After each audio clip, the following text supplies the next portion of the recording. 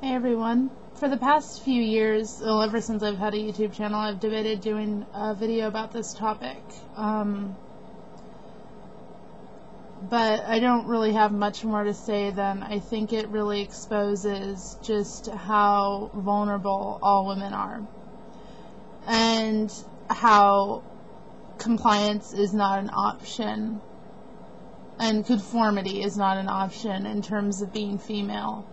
It doesn't really matter what you do. There's no harm reduction in this world. There is no safety net. There's nothing you can do to really protect yourself, because the truth is, no matter where you are, what choices you make, you're always at risk. And I think that this tragedy that happened in Canada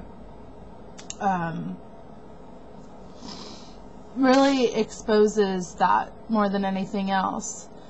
This man, Mark Lepine, he had no evidence really that any of the women he killed were feminists, but he killed these women to send a message that would hit feminists and women alike. I mean, whether you identify as a feminist or not is really besides the point, because if you at all want to do anything that would advance your status in society, there are men out there, and yes, it's mainly men, who would like to be killed. So, anyway, I guess the moral of the story is, whether you resist or whether you comply, it doesn't really matter. So you might as well resist. I'm going to read this post from the Radfem Hub. It's by Easily Riled. I thought she did a really good job, and she made it really personal, and I thought it would be good to share it here. I'll post a link in the low bar so that you can have a copy to read and also probably comment on the original person's posting. I find that helpful when I'm listening to something. Oftentimes I'll want to revisit it and just read through it to see what sticks out to me personally and not just to the reader. This post is titled December 6, 1989. It was a Wednesday. 4 of us, maybe 5, were meeting together on the 3rd floor of the big house that then and now serves as a rape crisis line and transition house, staffed 24 hours by women who volunteer their time and their best work to aid in women to escape violence. Often our best was pretty good, sometimes it wasn't. There weren't many of us then to do that work together. There are still too few, 22 years later. Far too few. I was in my mid-20s. My comrades that night were all about the same age, late 20s to mid-30s. I was the youngest. Most of us were pretty new to that work. One was a veteran on the front lines, and at the time had put more than 10 years. But every one of us had experienced male violence, sexist harassment, pervasive patriarchy constraining us, and we were fighting back. We were meeting together, and we were taking stock of the damage wrought upon women by men. We were strategizing what we could do to clean it up, protect women, including each other, and prevent the next volley of threats and punches. We were counting the women, counting ourselves among the women, counting the cost of men's violence against us.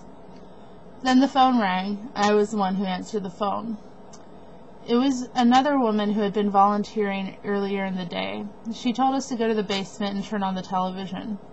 A man had gone to the École Polytechnique in Montreal and was killing women. He said, I hate feminists, she told us.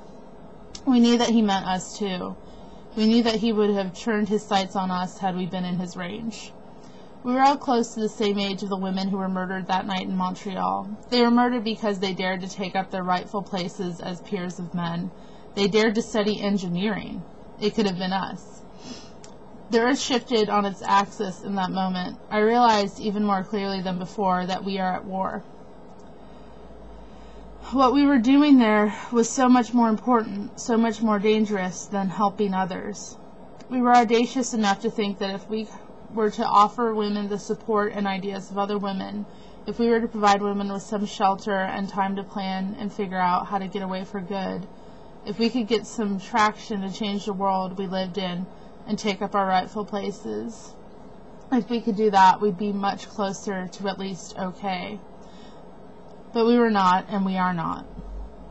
That week, maybe it was Friday, the other rape crisis center in town held a candlelight vigil. We stood shivering at the steps of the art gallery in the center of town and muttered our rage as we held candles that sputtered in the rain. A couple of other women I knew, feminists who organized with women in prostitution, were there too. They said prostitutes were forced out of well-lit areas just a few years ago. Now many are missing. Where is the grieving for them? Where is the public outrage for their lost potential? Indeed, those women, the women in prostitution, the women on the streets, were and are the public women that we do not see. We do not see them as the women we are, the women we could be. We do not see them at all. They were and are for sale on the street because we are all commodified. Because they are for sale on the street, the men who put them there think we are all for sale. The men who put and keep them there drive around and check them out. They ask every woman they see how much, especially the women on the dark streets near the quiet warehouses.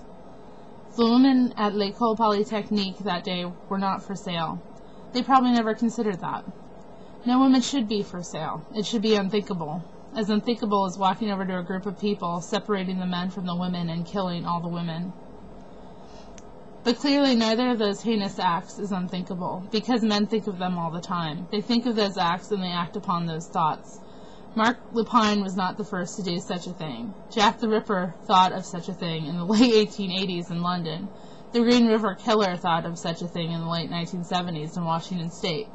And Willie Picton thought of such a thing in the 1880s to 2002 in Vancouver, BC.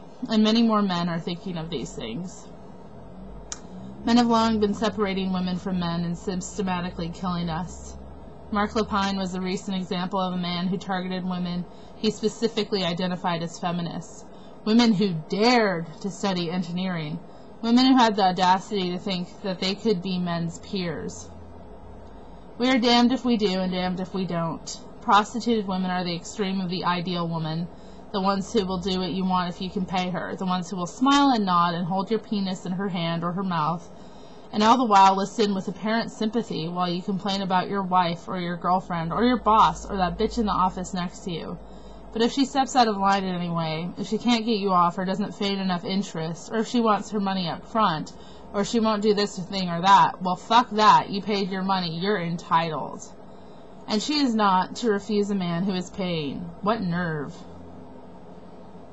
Those women engineering students, they were off the scale of ideal woman, studying engineering, complicated math, equations, designs, things women aren't supposed to be able to do. That supposition is wrong, by the way.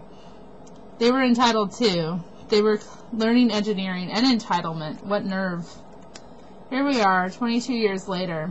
I think perhaps that things have not changed that much for men since Mark Lepine went rampaging through L'École Polytechnique yelling, "I hate feminists." Men hold the keys to the vaults. Men still outnumber women in engineering schools and boardrooms and parliament buildings. Men are still entitled and still become angry when any of us say no, or if we have the audacity to say, "We belong here, move over, you're in my space." But we still do it. We have to. Because when we capitulate, we're in trouble. And when we act with entitlement, we're in trouble. So we might as well walk around as if we goddamn well own the place. The nerve of those women, you say. Indeed. We can never forget, and we can never let up. If we are to win, and we will win, we must never lose our nerve. It has cost us a lot, and it will, and there is no alternative if we are to gain our freedom.